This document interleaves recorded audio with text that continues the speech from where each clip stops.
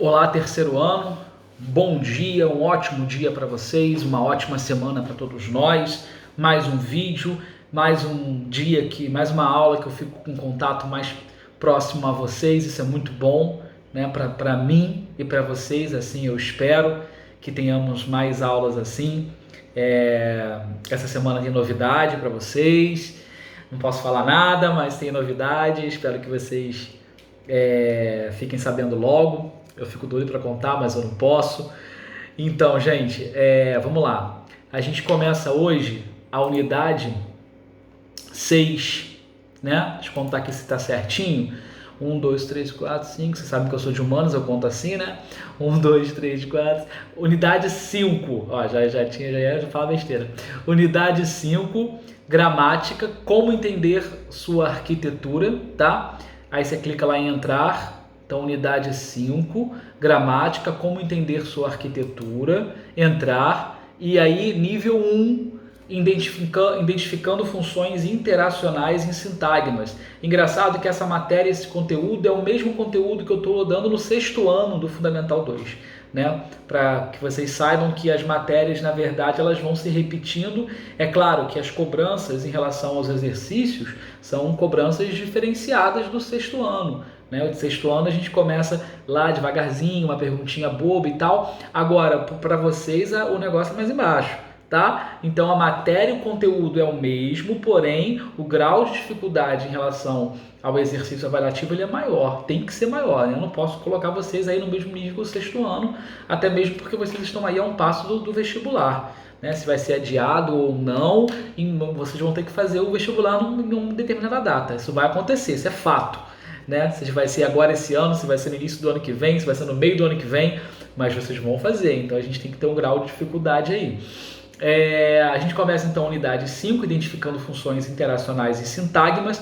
Eu vou falar um pouquinho sobre sintagma e vou fazer o desafio desse nível 1, o teste de conhecimento, junto com vocês, explicando cada desafio, para que vocês possam ter também um pouco mais da noção do conteúdo de hoje, tá? Eu estou enviando o gabarito da aula passada, estou aguardando os vídeos, que são trabalhos avaliativos, que até agora pouquíssimos alunos enviaram, então por favor, tem essa semana aí para que vocês possam enviar os vídeos, que são os trabalhos avaliativos.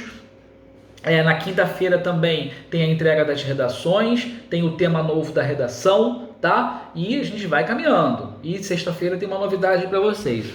Mas vamos lá. Identificando funções interacionais e sintagmas. Primeiro, todo mundo aí lembra o que é sintagma? O que é o estudo sintagmático? Não? Vamos lá. Sintagma. Sintagma a gente pode falar que é a palavra principal de uma estrutura oracional. Então, dentro de uma oração, dentro de um período, né, de um contexto textual, a gente tem que identificar qual é a palavra mais importante, a palavra que define aquela estrutura toda. Tá? O sintagma ele é dividido em 2 categorias e dessas categorias a gente tem algumas subcategorias. Mas vamos falar primeiro dessas 2 categorias. O sintagma a gente tem... gente, isso aqui, é porque alguns alunos vieram aqui e deixaram na portaria do meu prédio esse balão aqui e deixaram um bolo para mim, tá? Aí eu coloquei no meu escritório aqui porque eu fiquei com pena de jogar fora. Aí eu colei aqui na parede. Então não é uma decoração tipo, nossa, ele fez uma decoração com o nome dele, que ego, né? Não é isso não, tá? É só porque eu deixei aqui fiquei com pena de jogar fora. Vamos lá, gente.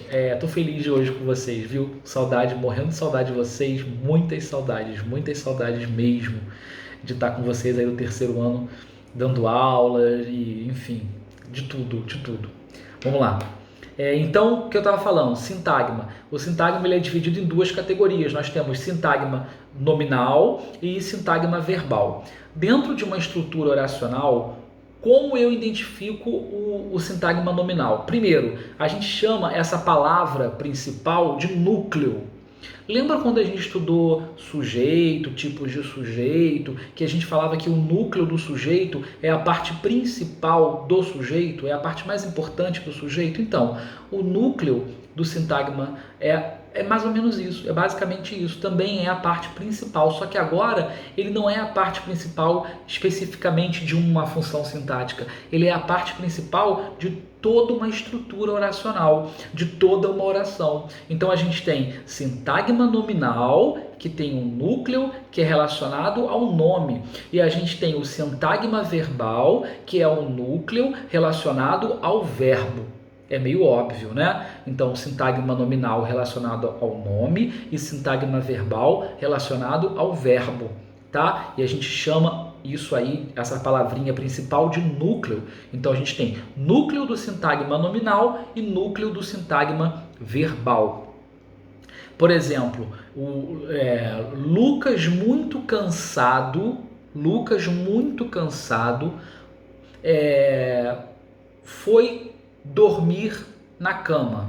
Lucas muito cansado foi... Eu tenho certeza que agora vocês estão me zoando porque as minhas frases são surreais, mas tudo bem. Lucas muito cansado foi dormir na cama. Nessa primeira estrutura oracional, Lucas muito cansado, qual é a palavra mais importante? Qual é a palavra que promove a ação, a palavra que promove a história dentro dessa estrutura oracional? Não é o Lucas? Lucas não é um nome? Então, Lucas é o sintagma nominal, é o núcleo do sintagma nominal dessa estrutura.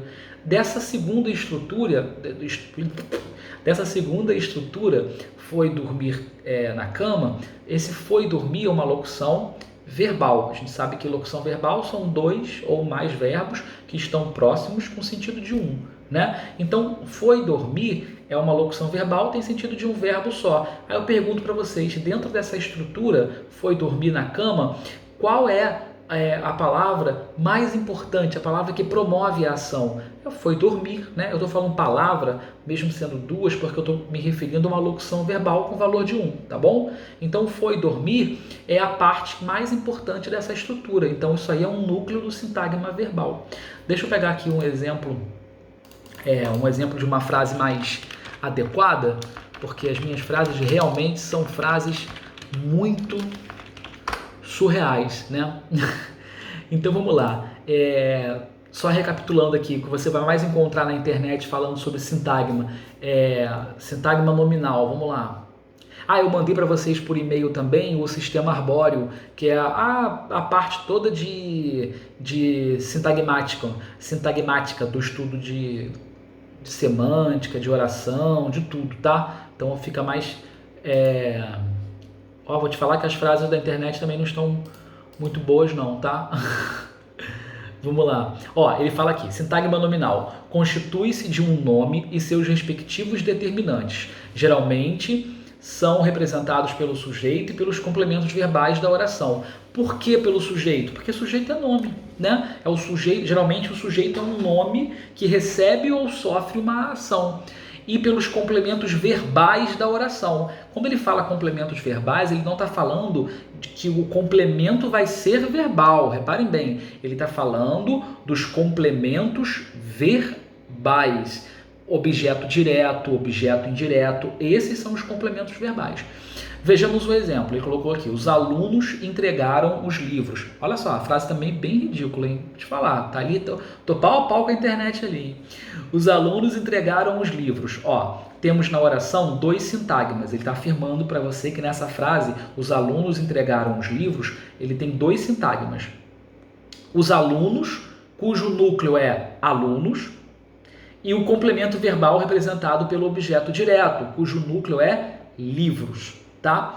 Aí ele fala que então, nessa frase aí, os alunos entregaram os livros, ele tem dois sintagmas nominais, alunos e livros, tá? Livros, porque é o complemento de entregaram, ou seja, o objeto direto, né? Entregaram o quê? Os livros. Os livros é o objeto direto. Isso o livro é o sintagma nominal e aluno é o sintagma nominal. Reparem que eu estou destacando os dois nomes mais importantes dessa estrutura oracional, tá? No sintagma verbal ele coloca assim: constitui o predicado da oração em que o núcleo é o próprio verbo. Quando a gente estuda predicação verbal, predicado nominal, predicado verbal, predicado verbo nominal. O que a gente sabe? Predicado nominal, a gente tem o estado, né? Todo o predicado, toda essa estrutura, ela indica apenas estado. Então, José estava triste. Ele tem um verbo, a gente sabe que verbo indica ação, estado, fenômeno da natureza, mas esse caso aí, estava, só está indicando o estado de José. Então, tudo isso aí é um predicado nominal. Agora, se eu tenho André caminhou na orla. André caminhou na orla. Caminhar é uma ação. Então eu tenho um predicado verbal. E quando eu tenho um predicado verbo nominal, é que eu tenho um estado do sujeito e ao mesmo tempo eu tenho uma ação. Então José caminhava triste na orla. José está triste, estou indicando o estado, e caminhava é ação, estou indicando ação. Então eu tenho o verbo nominal. Vocês estão lembrados disso? Então quando ele fala aqui, constitui o predicado da oração em que o núcleo é o próprio verbo, qual é o núcleo do predicado nominal? O estado. Qual é o núcleo do predicado verbal? O verbo. Então, reparem que na verdade o estudo de sintagma verbal está relacionado também ao estudo de predicado verbal lá no início, quando você começa a estudar a sintaxe, tá? Então, as visitas chegaram. Temos o sujeito, as visitas, e o predicado chegaram, representando assim o sintagma em evidência. Tá? A palavra principal, a palavra que está ordenando toda a oração é o verbo, né? Dizendo que eles chegaram. Então esta é a parte principal, tá? Então o que você tem que entender desse primeiro contato de estudo com o sintagma? Que a gente tem o sintagma nominal, que o núcleo é o nome, e que a gente tem o sintagma verbal, que o núcleo é o verbo. Beleza? Então vamos lá. Eu vou abrir aqui na EduQuest. Deixa eu só, já tem 500 e-mails aqui que eu já recebi. Não para de receber e-mail, meu Deus do céu. Vamos aqui, eu vou deixar eu terminar uma aula aqui do oitavo. Mandar aqui que eu terminei, que é tenso. Vamos lá, terminar a aula. Eu quero que vocês aí, por favor... Peraí, só um minutinho, foi. Eu quero que vocês, então, abram na unidade 5, gramática, como entender sua arquitetura, nível 1, identificando funções interacionais e sintagma. Se você não abriu ainda, dá pausa, vai lá e abre. Vamos lá. Quem não fez ainda vai estar começar, quem já fez vai estar reforçar, tá? Clica lá, tem um videozinho de 1 minuto e 57, eu espero que todos vocês tenham assistido. Quando der, gente, tiver um tempinho, assista 2, 3 vezes, que é legal porque dá uma reforçada, tá? Aí clica em teste seu conhecimento. Vamos lá. Aí tem umas lacunas, né? Começa com os, blá, blá, blá, estruturam seus blá, blá, blá, com a intenção de que o interlocutor possa decodificar os, ou a, ou os, blá, blá, blá. Então, vamos lá. Os falantes, porque a gente está falando de interação, de comunicação, né? Então, os falantes estruturam seus discursos, porque não podem ser seus mensagens, a gente vai pelo bom senso, com a intenção de que o interlocutor possa decodificar as mensagens. Só para explicar um pouquinho, para relembrar, emissor, quem emite o som, interlocutor, quem recebe essa comunicação, tá? Emissor emite, interlocutor recebe. E decodificar, você entender, desvendar, né? Poder entender o que está sendo dito mesmo, tá? Então pode responder com força. Desafio 2. No processo comunicativo, os falantes não buscam a clareza na exposição de suas ideias. Pô, gente, se a gente está falando de comunicação, se a gente aprende lá quando a gente vai começar a sintaxe, que frase é um conjunto de palavras de sentido completo, por qualquer tipo de comunicação, seja escrita ou falada, a gente está buscando o quê? O tempo todo? A clareza, tá? Então essa informação aí é falsa. Vamos lá. Desafio 3. Frases ambíguas ou com estruturas truncadas dificultam o processo de comunicação. O que é ambíguo? O que é ambiguidade? É duplo sentido, né? Você falar alguma coisa ou escrever alguma coisa e colocar nessa estrutura da oração alguma palavra ou uma expressão que faça a pessoa pensar uma outra coisa do que aquilo que você está falando. Eu estou contando uma coisa, eu quero que a pessoa entenda X, mas por eu ter escolhido aquela palavra ou aquela expressão, a pessoa entendeu Y. mais ou menos isso, tá? Então isso aí, por exemplo, é um recurso que não pode ser usado em redação, é um recurso que não pode ser usado numa questão discursiva de vestibular. A gente não pode trabalhar com ambiguidade, já que a língua portuguesa ela trabalha muito com objetividade, tá? A ambiguidade ela está atrelada à subjetividade, e isso não é legal quando a gente quer se fazer entender. Por exemplo, eu, professor, explicando uma matéria, eu não posso me utilizar de um estudo ambíguo na explicação dela, porque senão vai causar no aluno uma falta de identificação. Ele não vai conseguir absorver o conteúdo porque eu vou estar falando expressões e palavras que ele vai falar, peraí, não estou entendendo nada, ou eu estou entendendo uma coisa que não é. Enfim, isso não pode acontecer, tá? Então, nossa, marquei aqui, até já esqueci. Vamos lá, desafio 4. Uma palavra ou conjunto de palavras que constitui um enunciado de sentido completo. Pô, moleza, né, gente? Terceiro ano, frase, né? Marca lá. Desafio 5. Quando nos comunicamos, somente na escrita, podemos utilizar a intencionalidade discursiva.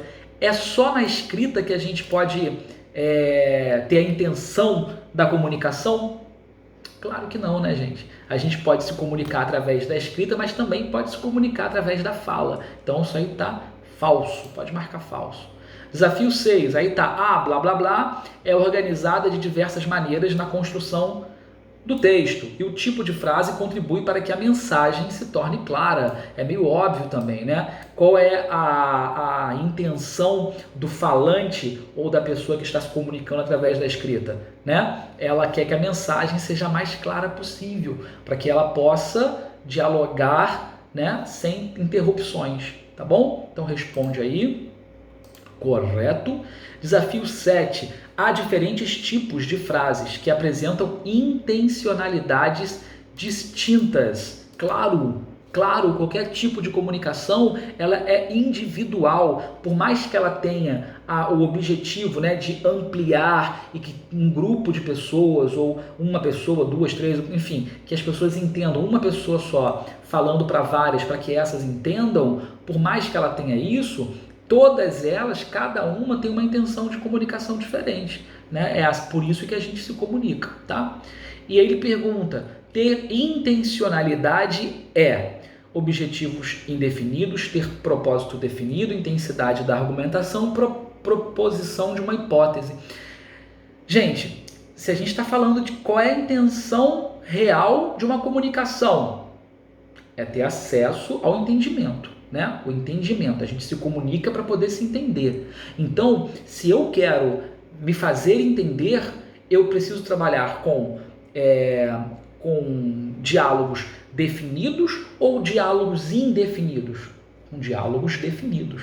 Por mais que eu erre ou eu transmita alguma comunicação de forma errônea, o inicial da comunicação é que seja tudo muito definido. Então, olha lá, objetivos indefinidos, não, aí não tem comunicação. Ter propósito definido, óbvio, pode marcar sem medo, tá? O propósito da comunicação é definir a língua. No desafio 9, a intencionalidade discursiva diz respeito ao propósito do texto em si e as expectativas do leitor que se propõe a lê-lo. Verdadeiro, não tem nada de diferente aí do que a gente tem falado, né? Correlacionar, para quem não lembra, é só você ligar. Aí tem frases declarativas e frases interrogativas, ele pede para você colocar o que é cada uma. Lembrando, quando a gente estuda frase nominal, não tem verbo, frase verbal tem verbo, são dois tipos de frases. Dentro do estudo das frases, nós temos 4 classificações: frases declarativas, frases imperativas, frases interrogativas e frases imperativas, tá? Declarativas, interrogativas, declarativas e imperativas. Aí ele pede para você colocar o que é uma frase declarativa e o que é uma frase interrogativa. Vamos lá. Lembrando, frase declarativa é quando você declara algo e finaliza com um ponto final, tá? Então vamos lá, frases declarativas. Formulam perguntas e apresentam uma entonação ascendente, né? Ou frases interrogativas, transmitem informações relativas ao referente, emissor e receptor. Essa, a que acabei de falar agora, é uma frase declarativa. Ó, transmitem informações relativas ao referente, emissor e receptor. Né? A gente diz uma ideia e a gente finaliza essa ideia. Então, pode marcar a frase declarativa, transmitem informações relativas, e frases interrogativas, que vai sobrar com a outra lá. Aí agora viu que eu falei com vocês? Frase imperativa e frase exclamativa, tá? Frase imperativa, a gente sabe, quando a gente estuda verbo, modo indicativo, subjuntivo, imperativo, a gente indicativo indica a certeza de algo, subjuntivo a incerteza de algo, e imperativo quando você indica a ordem. Então, na frase imperativa não vai ser diferente, vai indicar a ordem também. Então, é só você ligar lá. Frases imperativas apresentam ordens, pedidos e conselhos, e frases exclamativas expressam emoções e sensações do emissor. Frase 12. Na escrita, as frases declarativas são normalmente marcadas por ponto final. Isso é uma verdade, acabei de falar com vocês agora há pouco, né? Desafio 13. Sequência de palavras que constituem uma unidade. A gente está falando de sintagma, então marca sintagma, né? A gente está falando de sintagma, então o assunto é sintagma. Sintagmas são grupos de signos linguísticos, de palavras. O que são signos linguísticos? São os significados das palavras, né? Então, se a gente está falando de palavras, está buscando qual é a parte principal de uma estrutura oracional, a gente só pode marcar aí como verdadeiro. Desafio 15, último desafio. Os vocábulos que compõem a unidade sintagmática se organizam em torno de um núcleo. Lembra no início do vídeo que eu expliquei para vocês a diferença de sintagma nominal e sintagma verbal? Que eu falei para vocês que o nome que se dá a isso é núcleo. Então coloca lá, núcleo, que pode ser um nome quando for sintagma nominal e que pode ser um verbo quando for sintagma verbal. Marcou, pum, acabou. Tá? Então hoje eu fiz com vocês o desafio, expliquei o conteúdo de hoje. Na quinta tem entrega de redação, tem novo tema da redação. Até lá!